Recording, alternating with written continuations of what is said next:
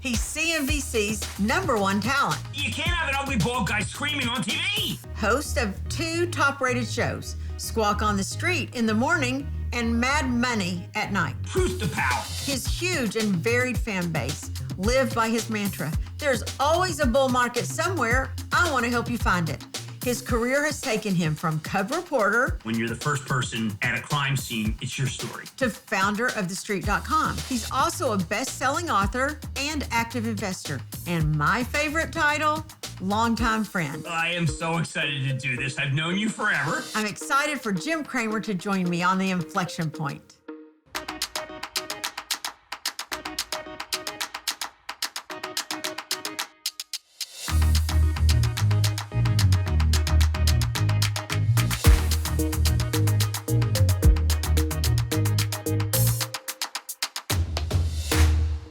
Jim Cramer, it's so great to have you with me today, the one, the only. How are you? I am so excited to do this. I've known you forever, and I regard you as a confidant, but also as the co-writer of an amazing book that I've done a lot of thinking about and actually moved my show toward. Trailblazer. That is great. Thank you. Okay, let's go to what this show is about. It's called The Inflection Point, and that's a time when all of us had something that we experienced when everything changed. When was that moment for you, Jim? Well, mine was 9/11. I had been running money. I was a money manager. And I quit. And I really didn't know what to do with myself, frankly, because I didn't want to be a money manager anymore. But I had lost a sense of purpose, frankly. I was taking my kids to school and coaching and doing all the things that you do that you really enjoy that matter in life. But I didn't really have a job. And I was called to comment about 9/11 on CNBC. And I was stunned. I happened to have an office at TheStreet.com, which was down the block from the World Trade Center. I made my way to the studio the next day. And I was talking on a panel about how the people who we lost and what had occurred. And someone asked me, how about some stocks to buy? Uh-huh. And I said, excuse me? I mean, I knew I'm a dollar sign represented by a man, Monica. I mean, you know, I totally accept that people ask me on the street about stocks, but it just did not seem to be the right thing to do. And then I was pressed on it, basically saying, Jim, I mean, come on, you're a stock guy. Do you buy General Dynamics? What do you buy? And I said, I don't feel comfortable doing this. And I walked off the set, which is something, of course, that means that's the end of your career, or if you ever had a career on TV. And I got a call that night from the boss, and I told Karen Cramer, I'm not taking it. And he called back. He said, no, I really got to speak to Jim. And I got on and I said, yeah, what? Yeah, what? He said, did you mean what you did today when you walked off? I said, absolutely I did. How insulting to the lives of the people, to the families, that here I am supposed to have come up with Lockheed Martin. And he said, how would you like a TV show? I said, like a TV show? He said, we have had a parade of people on who had no emotion whatsoever. You're the only guy who came on and was furious, ripped off the mic. We're sitting here talking about making money. How wrong is that? And the guy who's most known for making money is the guy who can't take it. So I want to give a show. I said, you can't have an ugly bald guy screaming on TV. And they gave me a show. And I've gotten the bug, and I've been doing it now. This is my 22nd year. And I love TV. When that red light goes on, I'm still so excited. I just love it. And everybody laughs because they think I'm like a 9-year-old when it starts. But that was my inflection point, because who would I be a show? I mean, I was just going to be a schmo. And suddenly I had a show. And look at Mad Money. It's the top-rated evening show on CNBC. You're the co-anchor of Squawk on the Street, which is also the #1 show in the morning. You're CNBC's #1 star, so it's a good thing they took the big bet on you. The bald guy, who at the time was chubby, now you're not. You're looking great, my friend. I'm like thinking, all the things you said, she said I look great. I mean, vanity is speaking to me. But look, you do have a lot to say. People want to hear what you have to say. I'm going to say some things, and you're going to get crimson in the face. But Mark and you have a manifesto. Well, it's really Mark. It's Mark's vision. Mark Benioff, my CEO at Salesforce. Well, and the book is about how business is a source of social change, of great change. And I've had to pivot and do far more about what younger people want, because younger people want to know first, is the CEO a good person? Is the company dedicated to saving the earth or to helping people who are less fortunate? And if it is, then I'm willing to entertain owning the stock. Well, it's not just Trailblazer, the book that Mark wrote, but it's also your own daughter. Your own daughter gave you some crap about this, right? She's like, Dad, get with the program. Well, it was a rather rough exchange, and I'm going to say at the beginning, I patched things up. I think that's important. I patched things up this morning. But, my daughter, my eldest, has always felt that I'm pretty soulless. And she says that I don't address the big issues. She says, I just try to talk about what stock's going to go higher. And I said, well, that's my job. She goes, that's not your job. That's your old job. Your new job, now that you've reached senior statesman, is to truth to power. Because no one's going to fire you. And if they do, it's an even better story. So give me your guest list. So the first week, she's not interested. The second week, she sees Dow Chemical. And she says, Dad, you have the CEO of Dow Chemical, and that's a company I'm intensely interested in. And I'm like, oh boy. Oh gosh, that's a little bit of pressure from daughter. Well, Cece's tough. The interview goes on. Oh boy. So I said, okay. And I said, and by the way, I have a question suggested by my daughter because of the fact that you make plastic. And he said, sure. What is that? And I said, how can you live with yourself? And he's a great guy. I said, well, you know that island of plastic in the Pacific? That's got your name on it. That's you. So my daughter asked, how can you live with yourself? And that was the end of the interview. Wow.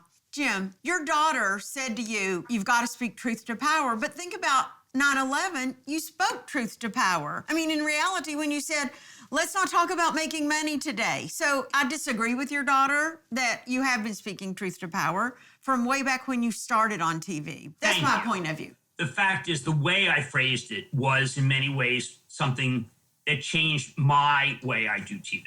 And I got a lot of comment from people who said, thank God you're not just a dollar. Thank God you really are someone. And I went back to my Mad Money executive producer, Regina Gilgan. I said, I think we're doing these shows wrong.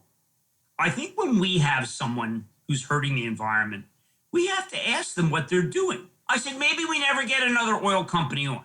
But every oil company, we're going to ask about pollution, about methane, about carbon capture. And sure enough, a lot of the oil companies disappeared. I always had the oil companies, and they don't want to come on anymore. Wow. But you know what? Monica, that's okay. They want to come on? Tough. I have to ask these questions. And I am getting answers that sometimes shock you positively and sometimes make you feel like, wow, you can't own that stock. No matter how much you like how much they make, they're not doing the right thing. And I love the way we pivoted, because I think the people like my daughter are going to hurt the earth. And you better start not being a dinosaur. Maybe the older people don't want to hear about the island of plastic, but the younger people never go by Dow Chemical.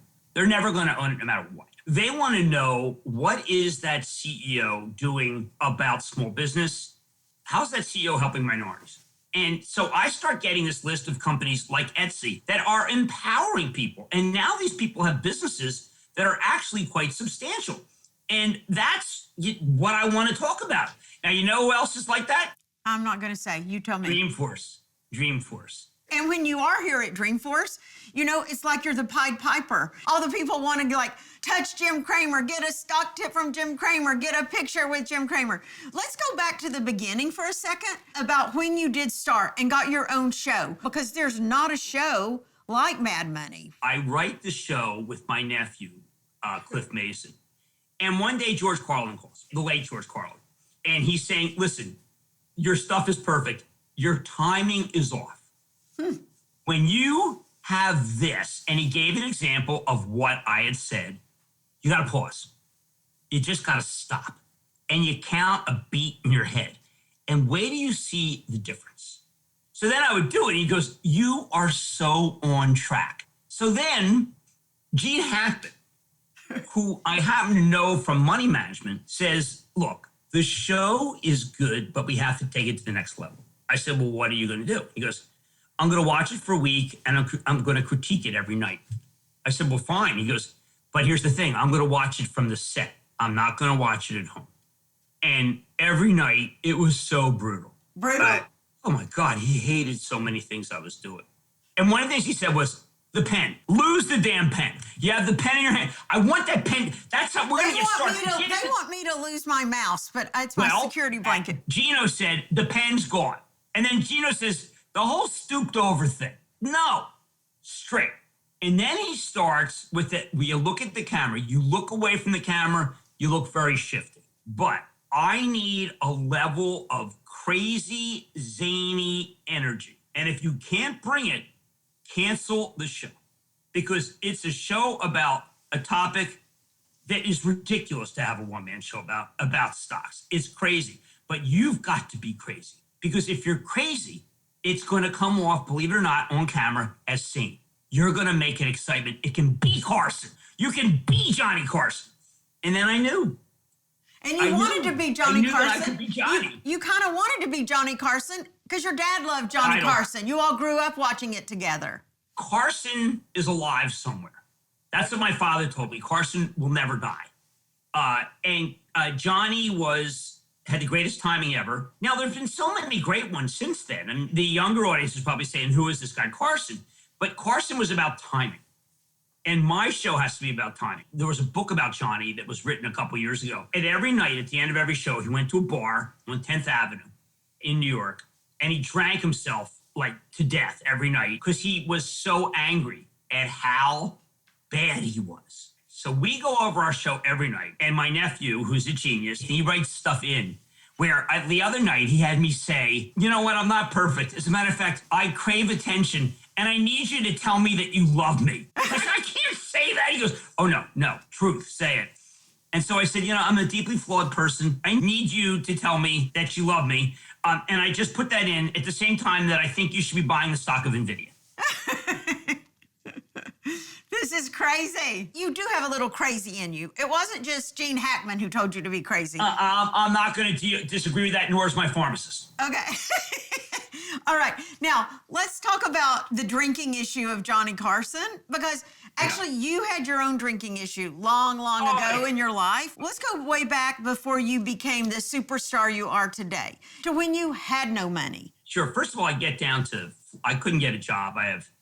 I did a speech at Bucknell, a commencement address a couple years ago, and I brought all 57 rejection letters from all the newspapers that rejected me when I graduated from college. And I said, most of these are closed. I'm still here. I finally got a job. I was living with my aunt. I got a job at the Tallahassee Democrat. It was a dead-end job. I was covering Florida State football. It was just total dead end. But at the end of the block, it's very sad, Ted Bundy, it was the Chi Omega sorority house.